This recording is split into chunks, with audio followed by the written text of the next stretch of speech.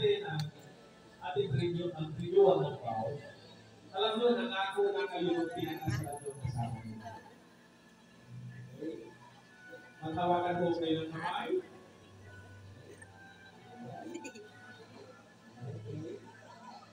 Mauna po ang lalaki. Anong tawag niyo sa asawa nyo? Tawagin mo pa pangalan, anong tawag? Alvin. Alright, sige, sabihin nyo, kung anong tawag niyo sa kanila. Alright. Ngayon, ipagpapatuloy ko ang pagmamahal Loading. at pag-aalaga sa iyo. Hindi kita iniwan at hindi kita ipagpapalik.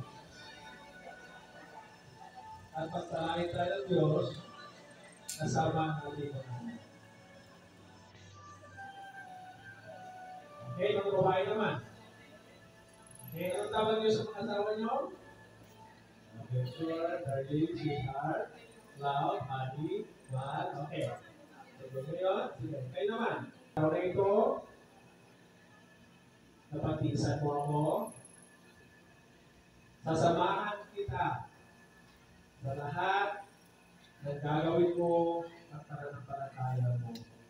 Iparamdam mo sa akin araw-araw na mahal mo ako at tutugpasan ko ito sa biyaya ng Diyos. Amen. Okay, tayo mo na lagi. Para po kayo ito. O Diyos, narito po ang mga membro ng church na to na sila po ay magkasama until today.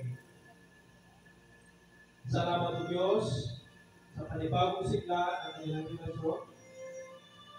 Salamat, Panginoon, sa pagkat hindi ito ordinary, but ito, Panginoon, ay pagpapatatag, pag-renew ng kanilang commitment at kanilang pagmamahal sa isa. Kung paano ang lisensya ay nire-renew din namin, Panginoon, ang commitment at pagmamahal ng bawat isa sa kanila. And may this church continually bless the Lord through this kind of ministry o Panginoon. Sa araw na ito, Diyos, ang lahat, dalangin ko ang sapat na kalusugan, ang sapat na biyaya, ang sapat na pag-aruga. At dalangin ko, Diyos, ang pagdadagdag ko ng buhay na relasyon nila ay pagdadagdag din ng pagpapala sa kanila at sa kanilang mga anak, mga manugang, mga apo, at iba pang mga kamag-anak ko, Diyos, na mayroon sa kanila.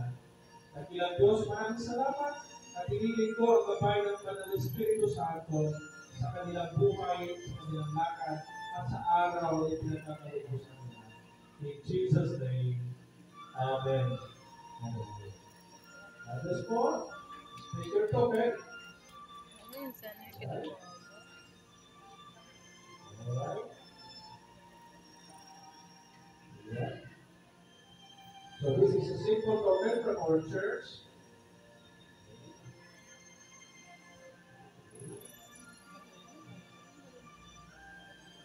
Nakasabit sa harapan ng kwarto.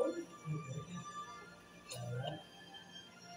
Bawat topo mo ay hindi sa tuloy. Okay, para po ngayon, mga kapatid, talapakan po natin ang mga natapat nating mga miyembro sa kanilang mga asawa.